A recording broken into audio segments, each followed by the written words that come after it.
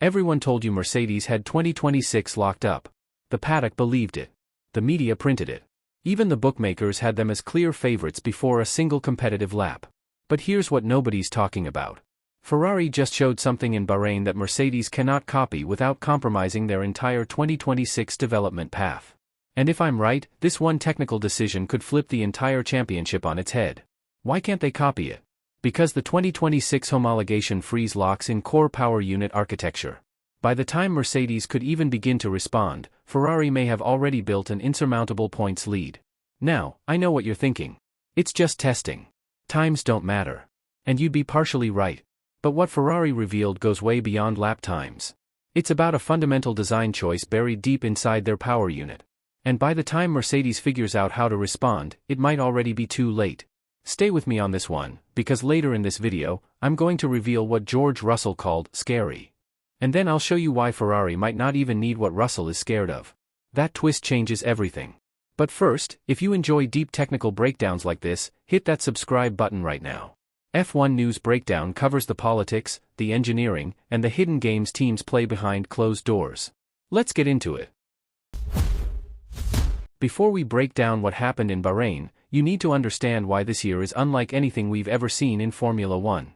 Because the 2026 regulations are not just a rule tweak. They are a complete reset of the sport. Here's the biggest change. For the first time ever, the power unit is split almost 50-50 between electric and combustion power. Half the car's output is now coming from batteries and electrical recovery. That is massive. The MGUH, the component that recycled exhaust heat into energy, is gone. Instead, the MGUK is now 3 times more powerful. Think of it like this. Imagine you're running a marathon, but now half your energy comes from a battery pack strapped to your back. How you manage that battery, when you charge it, when you use it, that decides whether you win or collapse at the finish line. That is the 2026 F1 power unit. Quick question, and drop your answer in the comments right now. Do you think more electric power makes F1 racing better or worse? I genuinely want to know what you think. On top of that, DRS is dead. Replaced by a new overtake mode, a manual boost button combined with active aerodynamics. Drivers now have to decide when to deploy their limited energy for overtaking. It is not just about the fastest car anymore. It is about the smartest driver. And yes, sustainable fuel is now mandatory, which changes combustion characteristics entirely, but that's a separate deep dive. Now, keep all of this in mind. Because when I show you what Ferrari did with their power unit architecture, you will understand exactly why their approach might be the most intelligent engineering decision on the entire grid. But we are not there yet. For much of preseason, the narrative around 2026 felt straightforward. Mercedes were the clear favorites, and everyone else was playing catch-up. Their long-run consistency, their stable new generation car, and the sense of quiet confidence inside the team, everything pointed to a package that had grasped the regulations earlier than anyone else. Even when Ferrari topped the timing sheets in Bahrain, the dominant interpretation barely shifted. The assumption was simple. Mercedes were sandbagging, running conservative programs, holding back real performance for Melbourne. But here's the problem with that narrative. One comment I saw that perfectly sums up the skepticism said, "Why are they saying Mercedes are the favorites?" And honestly, it is a fair question. Because the evidence is starting to tell a different story. According to telemetry data from Bahrain, Mercedes showed excellent long-run pace, mid-135s during race simulations. Kimi Antonelli produced a standout lap of 132.803. The car has genuine speed. No question. But, and this is critical, there were warning signs the paddock largely ignored. Russell was approximately 8 km per hour slower than Leclerc on the main straight during comparable runs. Mercedes appeared to manage energy more cautiously than rivals. And the race starts, this is where it gets really concerning. George Russell openly admitted that his race starts during testing were, and I quote, worse than any he had made in Formula One. He called the launch procedure the tallest hurdle at this stage. Think about that. The guy widely considered Mercedes' title spearhead just told us he cannot get off the line properly. Under the new 2026 rules, where turbo lag and energy preparation create added complexity, a poor start is not just losing one position. It could cost you the entire race. And here is the uncomfortable truth, if you cannot launch properly in 2026, you may never see clean air all race. It is like a friend of mine who was training for a 100-meter sprint. He had the fastest top-end speed of anyone in his group. But his reaction time off the blocks was terrible. Every single race, he would lose the first 20 meters and spend the rest chasing. He never won. Not once. Fastest guy on the track, but it did not matter. By the time he hit his stride, the damage was already done. That is exactly the risk Mercedes is facing right now. Now here is where it gets really interesting. And this is what I promised you at the start. Ferrari did not just show up to Bahrain with a fast car. They showed up with a philosophy. A complete, integrated approach designed specifically to exploit the 2026 regulations. And the scary part, under the 2026 homologation freeze and cost cap restrictions, most of it cannot be replicated this season. Let us break it down. According to the technical analysis from Bahrain, Ferrari are running a smaller turbo than Mercedes. Now, that might sound like a disadvantage. Smaller engine component, less power, right? Wrong.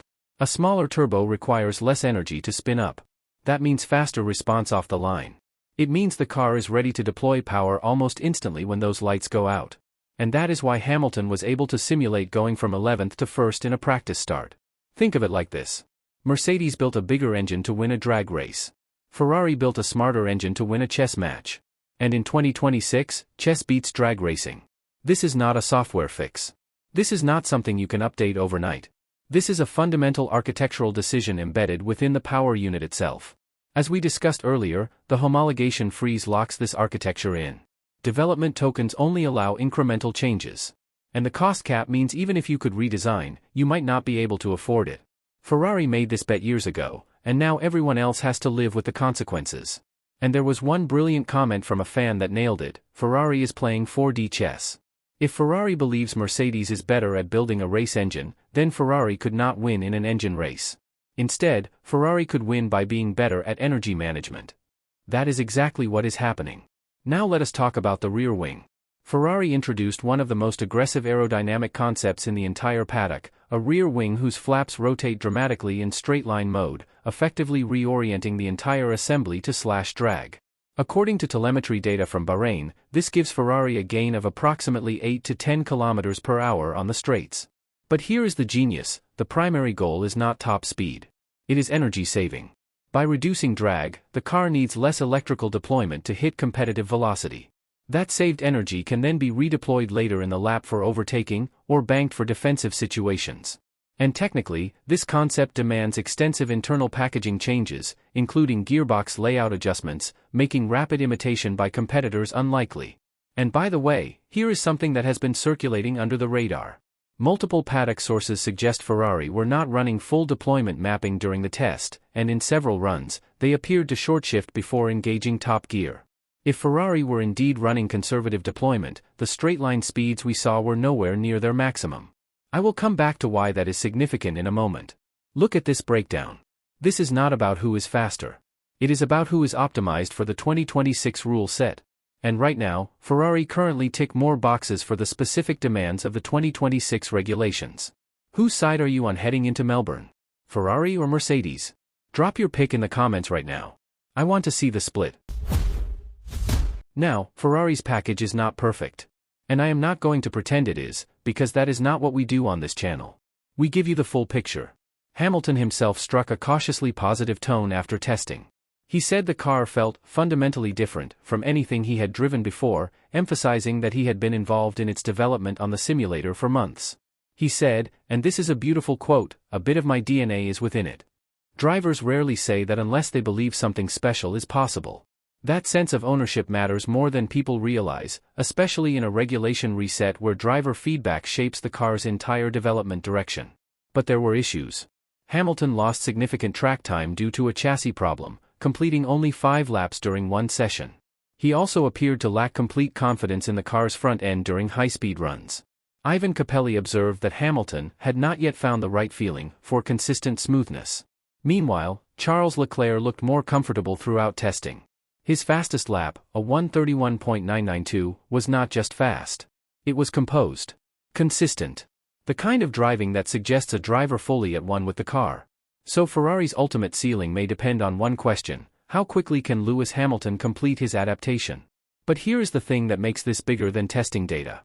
If Hamilton wins in 2026, with Ferrari, under a complete regulation reset, it changes his legacy forever. It is no longer just "he won with the best car." It becomes, he changed teams, changed eras, and still won.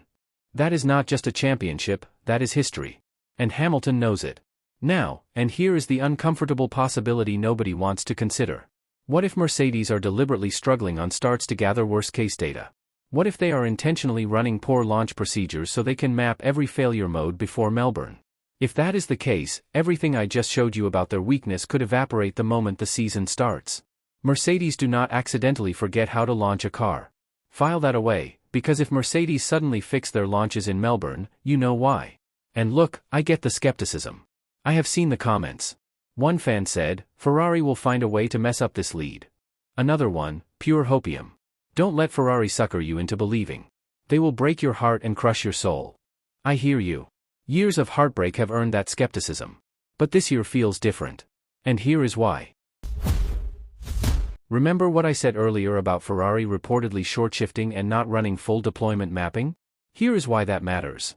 The straight-line speeds we saw, already competitive, already 8 to 10 km per hour faster than Mercedes in comparable runs, were likely not their maximum.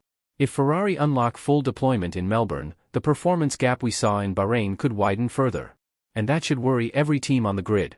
Now, let us zoom out, because it is not just Mercedes versus Ferrari. Remember in the hook I told you about George Russell calling something scary?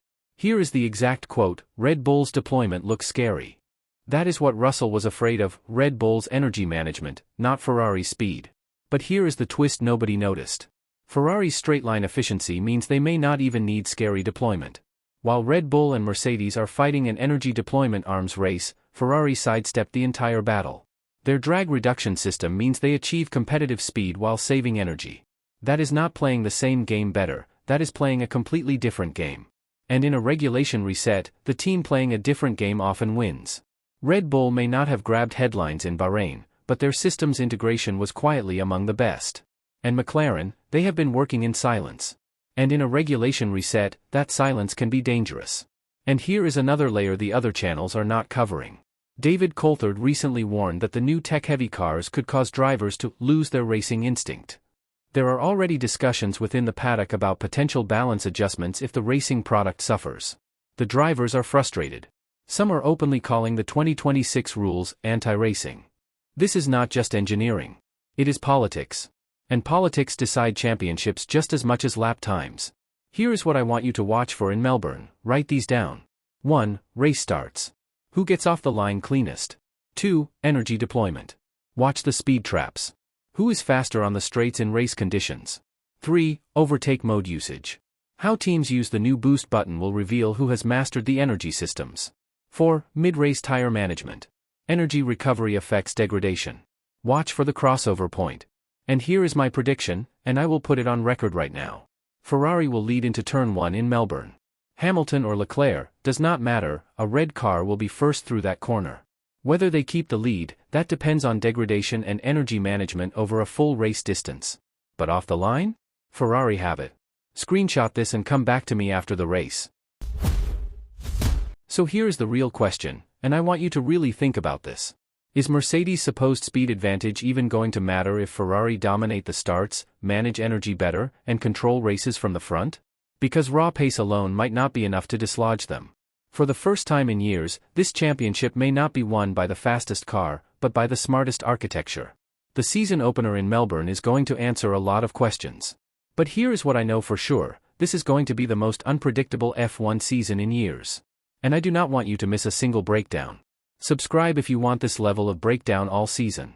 Who leads turn 1 in Melbourne? Comment below. And screenshot my prediction, we will revisit it.